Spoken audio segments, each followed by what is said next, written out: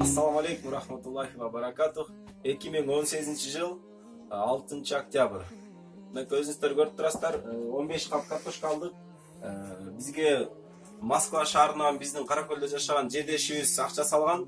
Шуну биздеги муктаж адамдарга таркатып койгулачы, силерден сураныч деп. Ошого иншаллах мынакей видео отчет берели деп бүгүн азыр даярданып турабыз. Адамдар чакырганбыз, Кудай кааласа таркатайлы деп жатабыз. Şu Moskvada жашаган бир тоңузга Аллахым ден соолук берсин, иман берсин, эмнет тилесе ошого тилек Аллахым жеткирсин. Үй бүлөсүнө тынччылык берсин, береке берсин, ата энесине узак өмүр берсин. Эмнет тилеп барган болсо ошого тилегине жетип, иншаллах ушу үйүнө аман эсен кайтып келсин.